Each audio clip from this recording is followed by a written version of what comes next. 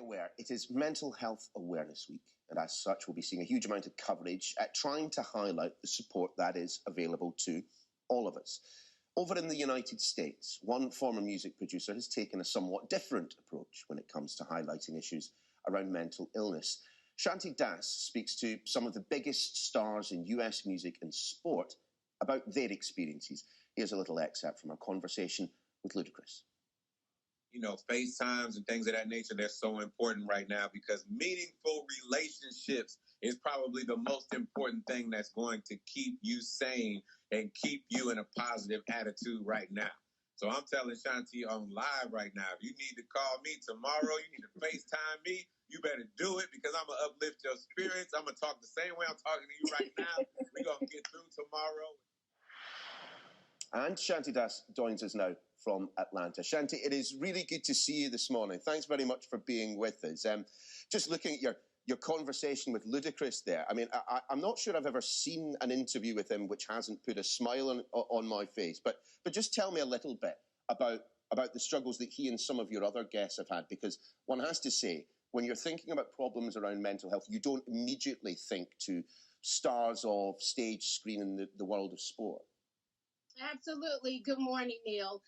You know, it's interesting what I'm finding is so many of the celebrities that I'm talking to, they're humans just like all of us. And I think one thing that we've all learned through this quarantine is everybody's level of anxiety right now has been heightened. I think it's also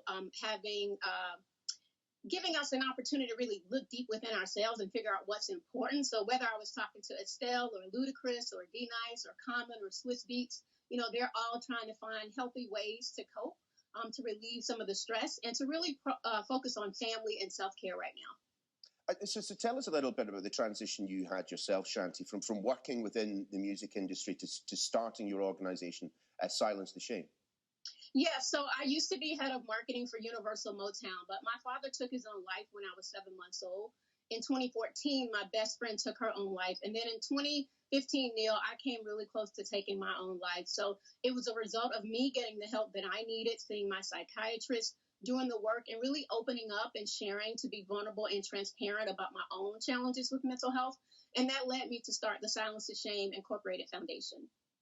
Well, we certainly all need to be a little bit more open sometimes about what we're going through, and at no other time, perhaps, more obviously than as we're all living through this COVID-19 pandemic. I mean, how is it affecting kind of the mental health of you, your friends, the people of America, in fact?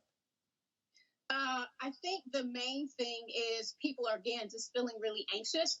I, for one, live by myself, so the isolation can be debilitating at times. I'm trying to make sure I keep a regular schedule. I get up and I take breaks. I take walks. I'm also providing myself some grace when I am feeling the anxiety. So being able to recognize my feelings, acknowledge them, and process through them, I think is the most important thing right now. I understand from some of the work that you've done that there are mental health problems within the African American population, within the Black American population, that perhaps are exacerbated for some reason. Why are Black American teenagers so much more likely than white American teenagers to take their own lives? I think the stigma, for one, in our community is still a really big factor. You know, we don't want to feel like we're quote unquote crazy, or we feel embarrassed sometimes in our communities when we're open and we speak up and talk about our mental health. So that's the work that we're trying to do with Silence the Shame, is really erase the stigma, particularly in our communities of color, so that our teenagers, you know, will be more open to sharing. You know, we're really trying to normalize the conversation around that population.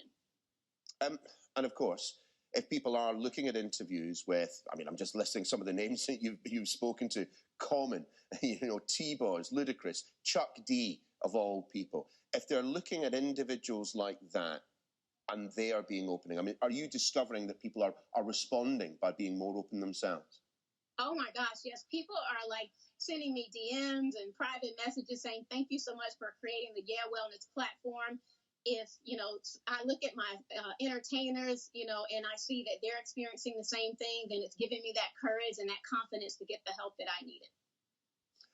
Well, Shanti, we wish you very well with the campaign. You've been doing some fantastic work. I'm very jealous about the interviews you've got. Really good to see you this morning. Thanks for being with us. Good to see you too, and thank you. I'll be talking to Sony Music UK during a webinar today. So cheers to Sony Music UK. Not a problem. You take care.